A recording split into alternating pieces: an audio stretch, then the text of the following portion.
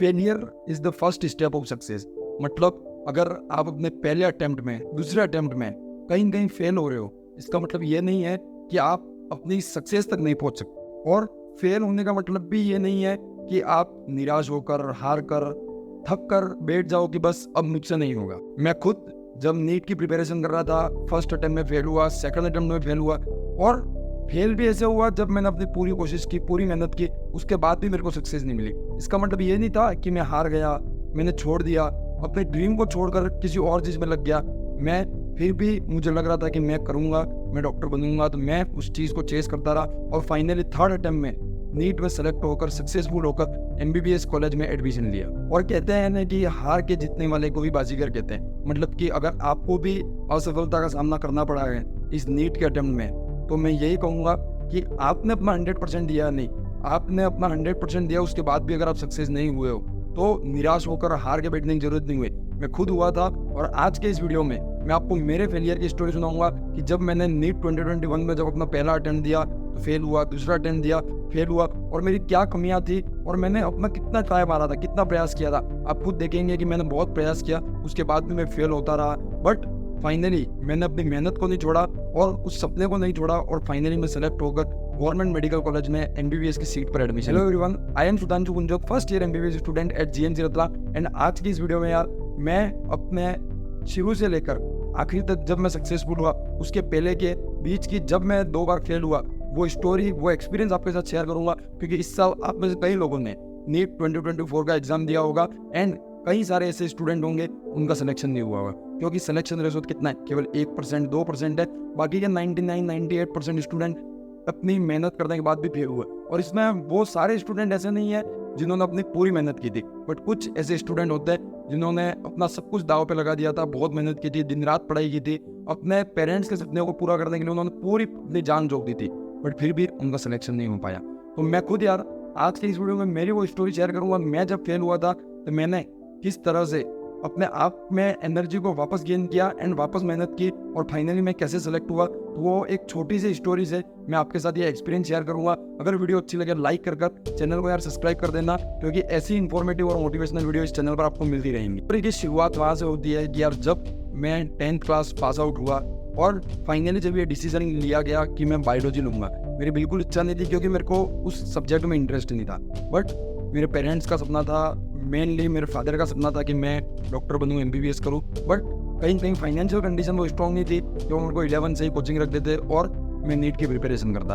But उन सब चीज़ों को समझते हुए तब उन्होंने मेरे को ये नहीं बताया तू नीट करेगा या फिर तेरे को ये सब चीज़ें करनी है। उन्होंने केवल तब मेरे को फोर्स कर बायोलॉजी सब्जेक्ट दिला दिया, ठीक है। और आज वो जो डिसीजन था वो बिल्कुल सही साबित हुआ, क्योंकि उस डिसीजन को सही साबित करने में मेरे और मेरे पेरेंट्स ने बहुत मेहनत की, और फाइनली मैं उनका जो सपना था उसको पूरा कर मेडिकल कॉलेज में एडमिशन लिया। तो जैसे ही मैंने 10th क्लास खत्म होते 11th क्लास में गया, बायोलॉजी सब्जेक्ट ली, बट तब दिमाग में ये चीज़ नहीं थी क्या डॉक्टर बनना है, MBBS करेंगे, नीट में सिलेक्शन लेंगे, ये सारी चीज़ें तब दिमाग में नहीं थी। तब तो बस ये था कि बायो में एडमिशन ले लिया, चलो ठीक है पढ़ेंगे और आराम से 11th 12th निकाल देंगे। जैसे 11th खत्म होती है लग जाता है लॉकडाउन, एंड उसके बाद मेरे को ये पता चलता है नीट होता क्या है। मैं उससे पहले कभी नहीं ये जानता था कि नीट होता क्या है, MBBS क्या होती है, मेडिकल कॉलेज क्या होता है। तब तो दिमाग में एक ही चीज चलती थी, डॉक्टर बनने के लिए पैसा चाहिए, और वो पैसा अपने पास इतना था नहीं कि अपन उस सपने के बारे में सोच भी सकें। बट जैसे ही 11th खत्म हुई, मैंने उस चीज़ को देखा, उसके बाद धीरे धीरे मैं उस चीज़ों को समझने लगा, और तब मेरे आसपास ऐसा कोई समझाने वाला नहीं था मेरे को कि नीट क्या होती है, क्योंकि तब कोई सेलेक्ट नहीं हुआ था। मैं मेरे गाँव का पहला MBBS डॉक्टर बनने जा रहा हूँ, क्योंकि उससे पहले किसी ने इस चीज़ में प्रयास नहीं किए, कुछ लोगों ने किए तो इसमें सक्सेस नहीं हुए। बट जैसे ही मैं 11th खत्म होने वाली थी, मैंने YouTube वगैरह पर, इंटरनेट वगैरह पर इस चीज़ की जानकारी ली, एंड धीरे धीरे प्रिपेयर करना शुरू किया। अब प्रिपेयर करने में भी दिक्कत ये थी कि मैं था हिंदी मीडियम से और सब चीज़ें चल रही थी इंग्लिश में, बट फिर भी स्ट्रगल करते हुए मैंने बहुत टीचरों के ऑनलाइन यूट्यूब पर फ्री वीडियो देखे, जिसमें अलग सर है और भी कई लोग हैं, बट इन्होंने मतलब बहुत हेल्प की। और फिजिक्स केमिस्ट्री शुरुआत में जो समझ में आई मेरे को, वो वहीं से आनी शुरू हुई थी, ठीक है। उसके बाद जैसे ही मैंने 11th एंड 12th स्टार्ट होने ही वाली थी, तो 11th के एग्जाम नहीं हुए, तो फिर मैंने क्या किया, ऑनलाइन एक कोर्स ले लिया एक इंस्टीट्यूट का, जो पहली बार हिंदी मीडियम में पढ़ा रहे थे। तो वहाँ से मैंने नीट की तैयारी करना शुरू की। अब आपको मैं बताता हूँ, कई लोग कहते हैं हमारे पास पैसा नहीं है, ये वो, पैसा हमारे पास भी नहीं था, बट जब यूं ठान लिया कि ये करना है, क्योंकि शुरू से वो जिद की प्रवृत्ति मेरे अंदर थी कि आज भी अगर मैं ठान लूँ कि ये करना है तो वो करके मानते, और ये प्रवृत्ति शुरू से मेरे अंदर थी। तो बस ये ठान लिया था कि अब ये चीज़ करनी है। तो तब मैंने ये नहीं देखा कि फाइनेंशियल कंडीशन क्या है, पैसा कितना महत्वपूर्ण है, ये सब चीज़ें नहीं देख के तब वो कोर्स मात्र 5,000 का था, जिसमें भी मैंने और मेरे एक दोस्त ने मिलकर उस कोर्स को लिया था, जिसमें 2,500 रुपये दोनों ने दिए। एंड उस कोर्स में मतलब हम ये करते कि दोपहर में खाने से पहले उसमें सारे लेक्चर मैं देखूंगा एंड बाद में वो देखेगा। इस तरह से मैंने पूरे साल मतलब बहुत मेहनत की। मेहनत उस हद की थी कि मैं 16-16, 17-17 घंटे एक ही रूम में बैठा बैठा पढ़ता रहता, क्योंकि स्कूल वगैरह कहीं जाना नहीं था। और मतलब मेरे पेरेंट्स मेरी इस चीज़ में इतनी हेल्प कर रहे थे कि मैं उस रूम में पढ़ता, तब खाना तक पानी तक मेरे को उस टेबल पे देते कि बस तू पढ़ी करके। और बहुत मेहनत की, मतलब उस मेहनत का आज दिन तक मेरे पास कोई हिसाब नहीं है। देन फाइनली जब लास्ट का टाइम चल रहा था तो मैंने मतलब शुरुआत में वो मार्क्स नहीं आते थे, क्योंकि नीट क्या होता है उसके लिए क्वेश्चन प्रैक्टिस करने होते, ये सब चीज़ें नहीं बताती। बट लास्ट जाते जाते वो 500 के आसपास मार्क्स आने लग गए थे, और वो उम्मीद अंदर से जगने लग गई थी, यार जो मेहनत की उसका कहीं ना कहीं आउटपुट मिलेगा। अगर एग्जाम अच्छा हुआ, पेपर ईजी आया, मेरे फेवर में आ गया, कहीं ना कहीं सिलेक्शन हो जाएगा। उसी उम्मीद के साथ मैं पहली बार नीट 2021 का एग्ज़ाम देने जा रहा था। उम्मीदें बहुत थी और बहुत मेहनत की थी, और मेरे पेरेंट्स का भी सपना था कि इस बार ही ये नीट एग्ज़ाम निकाल ले। एंड एग्ज़ाम देने गया। जैसे ही पेपर देखा मैंने, तो बायो शुरुआत में बहुत इजी थी, मैंने अच्छे से बना ली। उसके बाद बात आई केमिस्ट्री की, तो ठीक ठाक केमिस्ट्री भी बन गई। बट जैसे ही फिजिक्स का नंबर आया, मतलब फिजिक्स मेरी फेवरेट होने के बाद, सबसे इंटरेस्टिंग होने के बाद भी 2021 की फिजिक्स ऐसी आई कि मेरे से मतलब 10-15 क्वेश्चन बन पाए, उससे ज़्यादा नहीं बन पाए। उसके बाद मतलब तब अंदर ही फील हो गया था कि कुछ भी हो जाए, नंबर कुछ भी आएंगे, अच्छे नंबर आ जाएंगे, बट सिलेक्शन नहीं हो पाएगा। एंड फाइनली जब मैं बाहर गया तो मेरे पापा मेरे को एग्ज़ाम दिलवाने आए थे। उन्होंने पूछा कि यार कैसा एग्ज़ाम हुआ, तो मतलब तब मैं वो जवाब उनको नहीं दे सकता। तब मैंने उनको ये बोला कि एक बार अपन यहाँ से निकलते हैं, बाहर जाते हैं और फिर आराम से बात करेंगे। एंड आराम से उनको एक उत्सुकता थी कि यार कैसा एग्ज़ाम किया, क्योंकि उनको ऐसा लगता था कि शायद ये निकाल लेगा एग्ज़ाम, क्योंकि वो मेरी मेहनत देख रहे थे कि इसने बहुत मेहनत कर रखी है। एंड फाइनली जब मैंने उनको बोला कि एक बार अपन स्कोर काउंट करके एक बार देखेंगे, और रात को जब मैंने स्कोर काउंट किया करीबन 9-10 बज रही थी, तो वो स्कोर इतना नहीं आ रहा था जिससे मेरा सिलेक्शन हो पाए। स्कोर करीबन 480 से 500 के आसपास का था, जिसमें राजस्थान में जनरल कैटेगरी से गवर्नमेंट मेडिकल कॉलेज मिलना कोई चांस नहीं थे कि मेरे को कॉलेज मिलेगा। ठीक है। देन उस रात मैंने बिल्कुल खाना नहीं खाया, और मेहनत जो की थी, भले सिलेक्शन से बहुत दूर रह गया था मैं, बट 100-150 नंबर दूर था मैं सिलेक्शन से, बट जो मेहनत की थी, वो मेहनत करने के बाद भी जब सफलता नहीं मिलती है तो मतलब दुख होता है अंदर से कि यार क्या फ़ायदा मेरी इतनी मेहनत का। एंड तब मैंने अलग सर की एक वीडियो देखी थी, जिसमें उन्होंने एक लाइन कही थी कि जो स्मॉल डॉट्स होते हैं वो पीछे से कनेक्ट होते हैं। अब एग्जैक्ट लाइन मेरे को ध्यान नहीं आ रही है, बट ये लाइन का जो मीनिंग था वो ये था कि आपकी जो मेहनत है, आपने जो पहले मेहनत कर रखी है, वो कभी आपकी व्यर्थ नहीं होगी। धीरे धीरे जैसे जैसे आप मेहनत आगे करते जाएंगे, वो जो पीछे की मेहनत है वो कहीं कहीं काम लगेगी। और ऐसे बहुत सारी चीज़ों से मैं मोटिवेट होता गया। एंड 3-4-5 दिन हो गए, एंड मैं उसी जोन में फंसा हुआ था कि यार इतनी मेहनत के बाद भी सिलेक्शन नहीं हुआ, नीट अपने बस का नहीं है, ये सब डिमोटिवेशन वाली चीज़ें आ रही थी। और तब मेरे पास ऐसा कोई नहीं था जो मेरे को इस तरह से आके समझाए। बट आज आपके साथ भी ऐसी चीज़ें हुई होंगी, पर मैं आपको समझा रहा हूँ और मैं आपको हकीकत बता रहा हूँ, रियलिटी जो साफ साफ में बता रहा हूँ। जब मेरा सिलेक्शन पहली बार नहीं हुआ, दूसरी बार नहीं हुआ, मैं बहुत रोया था। ऐसा नहीं रोया, और रोना चाहिए, इससे दिल हल्का होता है। और आपके अंदर जो मतलब एक जकड़ सी होती है कि यार क्यों नहीं हुआ, मैंने इतनी मेहनत की थी फिर भी इतना सिलेक्शन नहीं हुआ, वो सारी चीज़ें इससे बाहर निकलती है। तो इसमें कोई वैसा नहीं है कि यार रोने से मतलब छोटे हो जाएंगे। अगर दुख होता है मेहनत करने के बाद भी तो रो लेना चाहिए, मेरा ऐसा मानना है। कुछ दिन बीते, उसके बाद मेरे पेरेंट्स ने कहा कि अपना शुरू से ड्रीम था कि अपन 11-12 होने के बाद ड्रॉप लेंगे। वो तो लॉकडाउन लग गया और तूने प्रिपरेशन करनी शुरू कर दी, वो अलग बात है। फिर धीरे धीरे स्ट्रेंथ वापस गैदर की, और फिर उस डिसीजन पे पहुंचे कि अब कहीं भी ऑफलाइन कोचिंग में एडमिशन लेकर 1 साल ड्रॉप लेकर अच्छे से प्रिपरेशन करनी है। फिर फाइनली डिसाइड करने के बाद पास ही में उदयपुर जो शहर है, उसमें मैंने एसेंट करियर इंस्टीट्यूट में एडमिशन लेना डिसाइड किया, और वहाँ से अपने ड्रॉप ईयर की प्रिपरेशन करना शुरू की। ठीक है। शुरुआत में जो कोचिंग के साथ गए और पहले मेहनत कर रही थी, तो इस कारण मेरे को बहुत सारी चीज़ आती थी। और जब पहला टेस्ट हुआ तो मार्क्स आए थे मेरे 640 के आसपास, और तब मतलब सब टीचर वगैरह भी तारीफ कर रहे थे कि यार कोई गवर्नमेंट स्कूल से पढ़ा हुआ बच्चा, क्योंकि मैं 11-12 तक गवर्नमेंट में ही पढ़ा था, आया हुआ बच्चा पहले ही अटेम्प्ट में, मतलब पहले ही ड्रॉप में इतना खतरनाक स्कोर बोल रहा है। तो मतलब ये उनके लिए भी आश्चर्यजनक बात थी, और उनको यूँ लग रहा था कि ये पहले साल में इस साल निकाल लेगा। और मेरे लिए तो मतलब करो या मरो का चांस था कि इस साल सिलेक्शन निकालना ही है, क्योंकि वो एडमिशन करवाने के लिए जो फीस थी उस कोचिंग की, वो फीस कमाने में मतलब उसको इकट्ठा करने में मेरे पेरेंट्स को क्या स्ट्रगल लगा वो चीज़ मैं समझ रहा था। वो फीस इकट्ठा करना इतना आसान नहीं था, क्योंकि यार वो फाइनेंशियल कंडीशन नहीं थी कि 1-1.5 लाख रुपये उनको एक साथ दे सके। बट धीरे धीरे कुछ कुछ करके कोचिंग वालों ने भी सपोर्ट किया और फीस कंप्लीट की एंड कोचिंग की मैंने। उस साल भी कुछ 1-2 महीने बीते, उसके बाद मैं पहली बार घर जाकर जैसे ही वापस आया, होम सिकनेस की जो बीमारी थी वो मेरे को लगनी शुरू हुई और मेरा वहाँ पर मन लगना बंद हो गया। एंड मन लगना बंद हुआ तो ऐसा बंद हुआ कि फिर पढ़ाई क्या होती है उस चीज़ से मेरे को मतलब नहीं, कोचिंग में मेरे को बैठने का नहीं होता, क्लास में बैठने का नहीं होता। जिन चीज़ों को मजे से पढ़ रहे थे वो चीज़ें अब बोरिंग लगने लग गई और पढ़ाई मतलब बिल्कुल पीछे छूट गई। फिर मन लगाने के लिए, उस होम सिकनेस को दूर करने के लिए नए नए दोस्त बनाए, उदयपुर शहर में घूमने लगे। इस चक्कर में पढ़ाई कहीं कहीं पीछे छूटती गई और इस चीज़ का आइडिया नहीं रहा। कई बार रिग्रेट होता था कि यार पढ़ाई रह रही है, बट फिर भी हमेशा मतलब ऐसा ही था कि वो होम सिकनेस वाली जो चीज़ थी उसको दूर करने के लिए पढ़ाई कहीं नहीं पीछे रह गई। फिर फाइनली जब नीट के 2-3 महीने बाकी थे और मेरे को रियलाइज़ हुआ कि यार अब पढ़ना पड़ेगा, और मेरे पापा को भी ये लग गया था कि ये नहीं पढ़ पा रहा है। उन्होंने अपनी गवर्नमेंट जॉब से कुछ छुट्टियाँ ली और मेरे साथ उस एक छोटे से 8 बाय 8 फुट के कमरे में मेरे साथ रहे और 2-3 महीने उन्होंने कहा मैं तेरे साथ हूँ, तेरे लिए सब कुछ करेंगे, बट तू पढ़ के इस सिलेक्शन को निकाल दे, क्योंकि वो मेरी काबिलियत जानते थे ये कर सकता है। तो फिर उस 8 बाय 8 के कमरे में मेरे को आज भी वो दिन याद है जब मतलब पंखा नहीं चलता था और उस छोटे से कमरे में मैं एक कोने में पढ़ रहा होता था और मेरे पापा उस एक कोने में बैठकर मतलब इतनी गर्मी में भी, वो गर्मी के जो दिन थे उसमें वो मेरे लिए खुद खाना बना के मेरे को खिलाते थे ताकि ये पढ़े। बट कहीं कहीं ये होता है यार कि आप एक और अपने पेरेंट्स के स्ट्रगल को देख रहे हो, सब चीज़ें देख रहे हो, बट आप खुद अंदर से ये जानते थे कि मैंने इस साल भी मेहनत नहीं की और मेरा सिलेक्शन नहीं होगा। पहले साल मेहनत खूब की थी बट रिसोर्स वो नहीं थे कि मेरा सिलेक्शन हो पाए। इस साल रिसोर्स और सब चीज़ें अच्छी थी बट मेहनत वो नहीं कर पाया था मैं, और आखिरी के 2 महीने में बहुत मेहनत भी की, बट वो जो घाव रहते हैं जो पहले से हो जाते हैं उनको भरना इतना आसान नहीं होता है। और फिर उस साल भी मतलब जो स्कोर था वो लास्ट में 550 से 600 के बीच में था और उम्मीद उस साल भी थी कि सिलेक्शन हो जाएगा। ठीक है, फाइनली मैं नीट 2022 का एग्जाम देने गया। उस साल फिजिक्स जो वीक थी उसको मैंने बहुत स्ट्रॉन्ग किया। मैं पहले से ऑनलाइन अलग सर के वीडियो देख के ज़्यादा कोचिंग में फिर पढ़ाते, दोनों चीज़ों को कंबाइन कर मतलब मैंने खूब मेहनत की। ठीक है, फिजिक्स को स्ट्रॉन्ग कर लिया। केमिस्ट्री को जो हमारे कोचिंग में फैकल्टी पढ़ाती थी वो बहुत सुपर हिट फैकल्टी थी जिससे मेरी केमिस्ट्री भी स्ट्रॉन्ग हो गई। बट बायो फिर मतलब एक बार वही साइड में रह गई, बायो बाद में पढ़ लेंगे, उस चक्कर में मैं नहीं कर पाया। किस्मत उतना खराब कि जब नीट का पेपर देने में गया तो मतलब पेपर में जो मैंने बायो शुरू की तो देखते ही मतलब मेरे पसीने छूटने शुरू हो गए, क्योंकि बायो का पैटर्न पहली बार चेंज हुआ था। पहली बार वो असर्शन रीजन स्टेटमेंट वाले क्वेश्चन आए थे।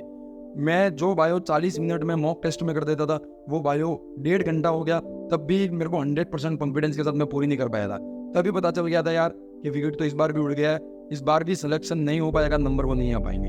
एंड फिर एक बार एग्जाम खत्म हुआ, बाहर आकर मतलब फिर एक बार मेरे पापा का वो उत्सुक सा चेहरा देखकर मेरे को यूँ लगा यार कि इस बार इनको फिर वही उम्मीदें हैं कि मैं सिलेक्शन निकाल लूँगा, और इस बार फिर मेरे को अंदर से पता था कि सिलेक्शन नहीं होगा। फिर भी मतलब ठीक है, जो होना था वो देखा जाएगा, एक बार फिर स्कोर काउंट करके देखेंगे। और उस साल ऐसा नहीं था यार कि स्कोर बहुत कम आया था। कट ऑफ थी उस साल की 595 मार्क्स और मेरे मार्क्स थे 580।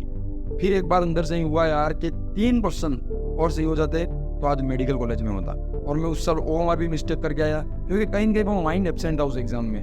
वो एग्ज़ाम देने के लिए मैं 100% अंदर से प्रिपेयर नहीं था। उस साल मेरे पापा तो मतलब जो मेरे को एग्ज़ाम दिलवाना है तो उसी दिन एग्ज़ाम वाले दिन घर निकल गए थे, बट मैं दूसरे दिन घर गया था। तो मेरे को आज भी याद है, मैं पूरे रास्ते बस में जाते हुए 3-4 घंटे तक रोते रोते घर गया। घर के अंदर कदम रखते ही मेरी आँख से मतलब आंसू के अलावा कुछ नहीं निकल रहा था, क्योंकि मेरे पास अपने पेरेंट्स को देने के लिए कोई जवाब नहीं था। उसका मेन रीज़न ये था क्योंकि उन्होंने मेरे पीछे इतने पैसे बिगाड़े। तो पहले साल तो कोई पैसा नहीं बिगाड़ा, इस साल तो इतने पैसे बिगाड़े, इतनी मेहनत की, वो खुद मेरे साथ रहे, बट फिर भी मैं वो रिजल्ट ला के उनको नहीं दे सकता था। और मेरे को ही अंदर से लगा कि कहीं न कहीं मैंने सारी चीज़ें अब ख़राब कर दी है और अब मेरे से कुछ नहीं हो पाएगा, अब कोई न कोई अदर कोर्स मेरे को करना पड़ेगा। फिर मतलब वो बहुत दिन ऐसे ही गए, वो मैं रोते हुए मैंने वो दिन निकाला। और वो मतलब अब तक की मैंने जो 20-21 साल की लाइफ जी उसमें सबसे टफ टाइम था, जिसमें मतलब मैं परेशान था, फंसा हुआ था, जिसमें मेरे को ये नहीं पता था कि मैं। फिर एक बार वही 1 महीना गुजरा, पेरेंट्स ने वापस बोला एक ड्रॉप और से, इस बार कुछ नंबर से नहीं हुआ है, अगले साल तो पक्का निकाल लेगा।